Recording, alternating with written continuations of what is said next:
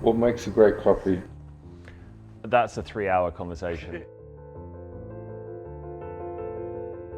First you have to have the perfect soil, and then, no.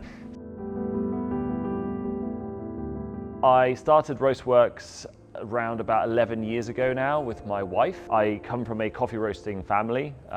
This machine behind me, for example, is a bit of a family heirloom. My parents started a coffee roastery when I was very, very young, but as fate would have it, I discovered coffee for myself.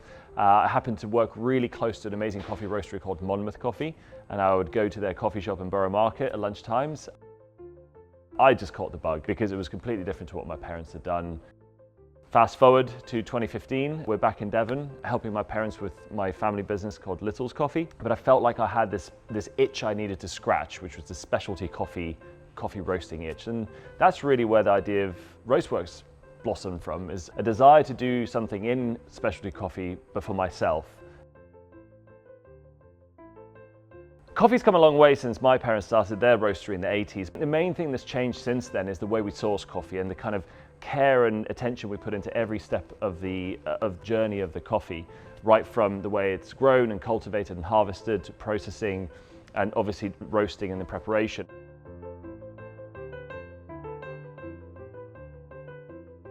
The main difference between how it was back then and how it is now is I think that attention to the way we source coffee, the closeness we want to have with producers, and the care and attention that goes into every step of the way from farm to cup, essentially.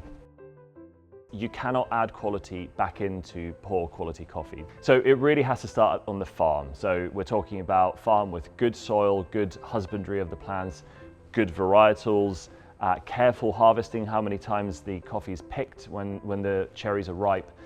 And then obviously at that point, the coffee goes through one of several different processing methods, and at that point everything can go wrong.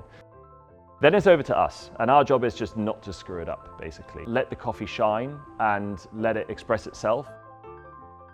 All that farmer's hard work is in the cup still. It's nothing short of a miracle if you end up with a tasty coffee in the cup at the end of it, because that bean has gone through so much to get to the cup, and there's so many opportunities for that to get ruined in some way. Only 5% of all the coffee grown in the world is 80 points or higher. Now here at Roastworks, we tend to only focus on the 85 plus range, so we're talking about the top sort of 2–3% maybe of global production. One of the North Stars for me is that we'll always pick the tastiest coffee on the table to come down to the cleanest, sweetest tasting coffee that we can get our hands on. The visibility of the supply chain is really important, that we know the cost of production for the producer and we know what the producer got paid at the farm gate. We call that the farm gate price. We believe that the way coffee is traded is broken. The price that they get is determined by an index in New York, and that feels deeply unfair. That we can do it a different way. What we're trying to do is we're trying to make sure that coffee farming is a sustainable business for growers for decades to come. I think coffee is facing an existential threat, both from climate change, but also from the fact that young people don't want to get into coffee farming. We have a real problem we need to solve on both fronts, and that's really what Roastworks is about.